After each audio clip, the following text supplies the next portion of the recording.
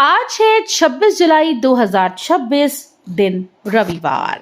Welcome back to clean news MP. चलिए देखते हैं मध्य प्रदेश की 25 फटाफट बड़ी खबरों को। इससे पहले आप न्यूज को कहां से देख रहे हैं हमें कमेंट में बताना बिल्कुल ना भूलें।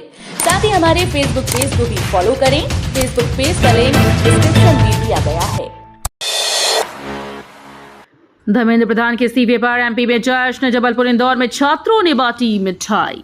केंद्रीय शिक्षा मंत्री धर्मेंद्र प्रधान के इस्तीफे की खबर के बाद मध्य प्रदेश के जबलपुर और इंदौर में प्रदर्शनकारी छात्रों ने जश्न मनाया।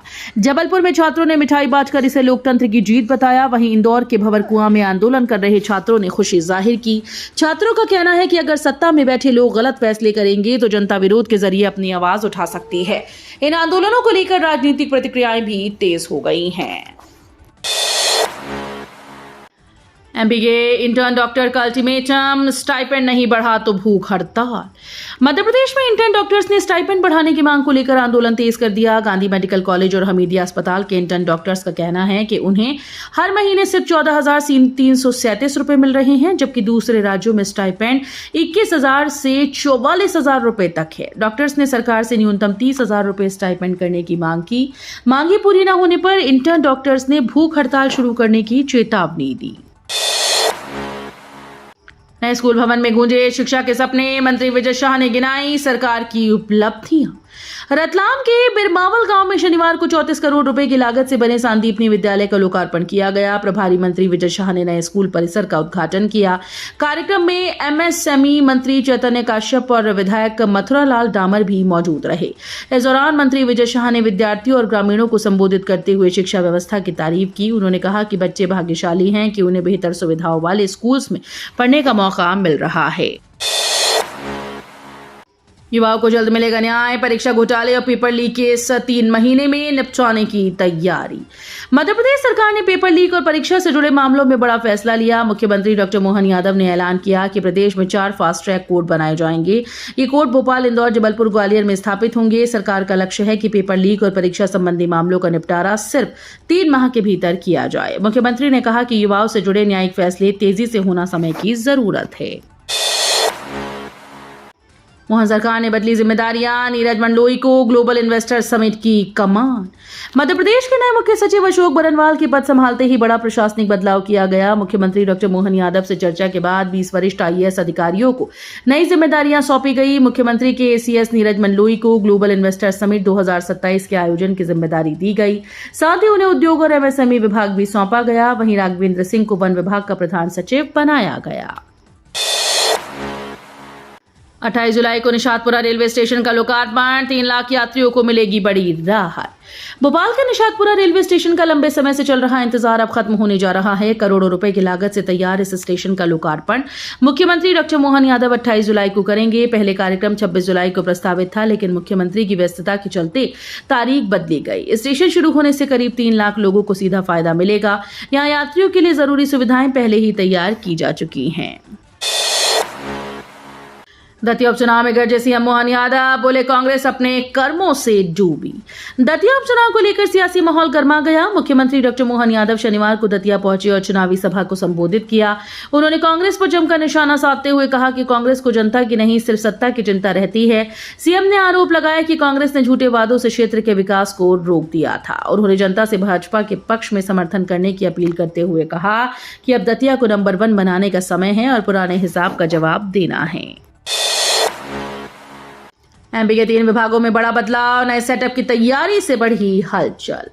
मध्य प्रदेश के 3 अहम विभागों में प्रशासनिक बदलाव की तैयारी तेज हो गई। लोक स्वास्थ्य यांत्रिकी विभाग के तकनीकी अमले की पंचायत और ग्रामीण विकास विभाग में विलय को फिलहाल टाल दिया गया। इस फैसले से कर्मचारियों और अधिकारियों को राहत मिली। वहीं महिला और बाल विकास विभाग में नया सेटअप तैयार किया जा रहा है। इसके तहत कुछ अधिकारियों को आयोगों और निगमों में प्रतिनियुक्ति पर भेजने की योजना है।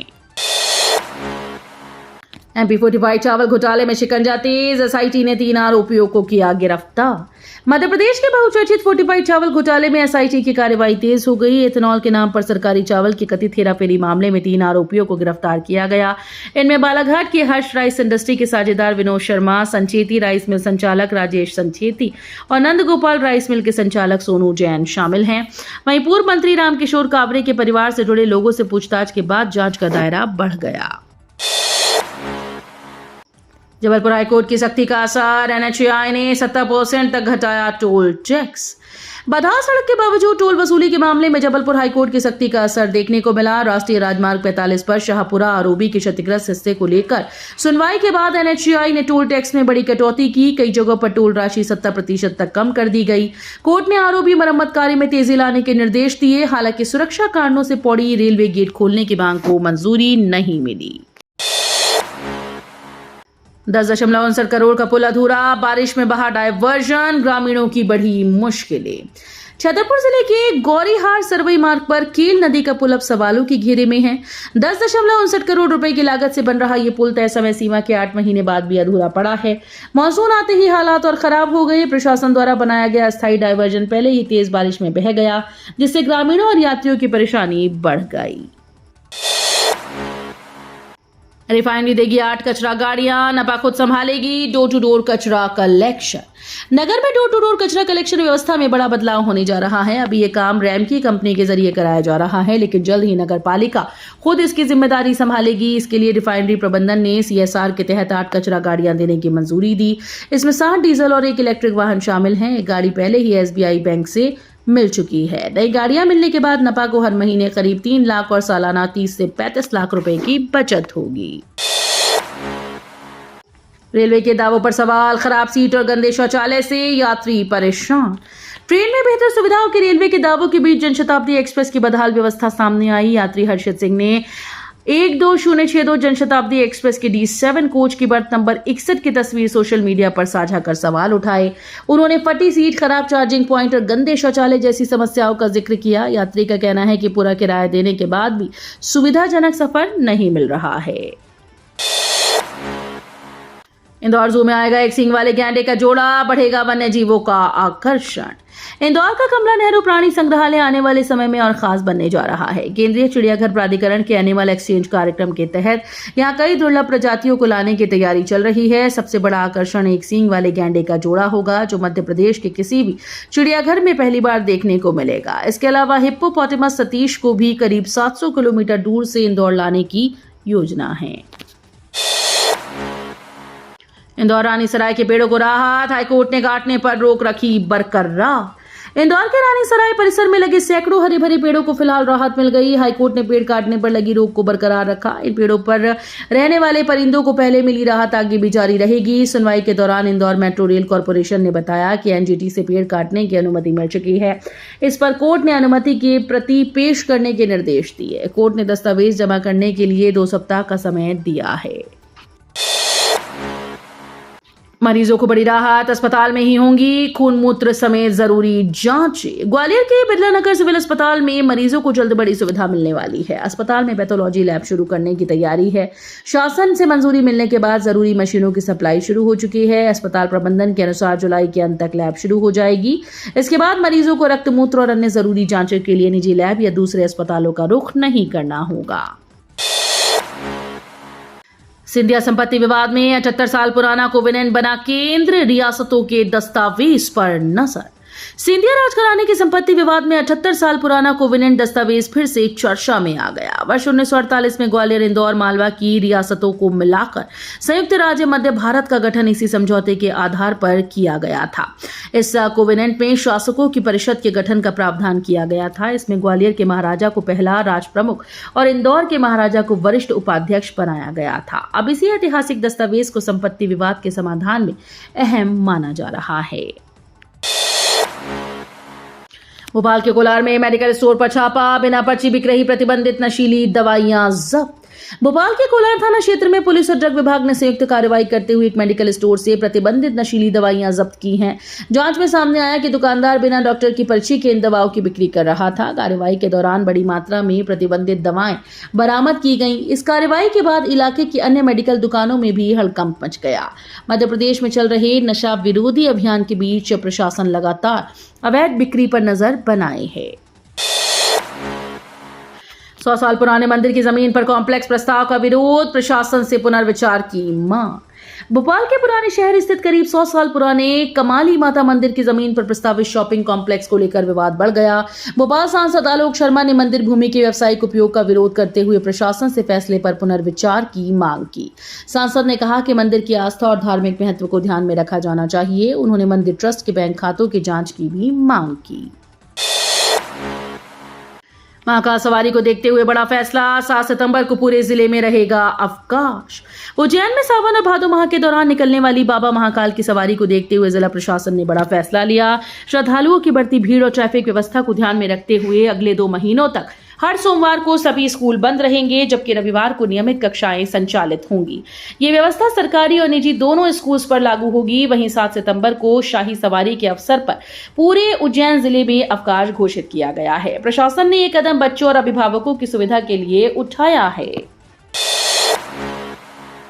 एमपी में वेस्ट टू एनर्जी की नई पहल, किचन वेस्ट और गोबर से बनेगी बायोगैस।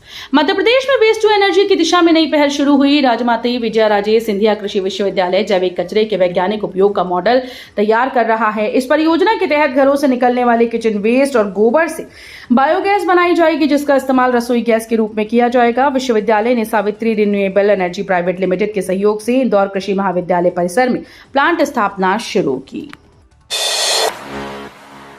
पन्ना टाइगर रिजर्व में अवैध होमस्टे का मामला, आईआरएस अधिकारी पर जांच रिपोर्ट में गंभीर सवाल।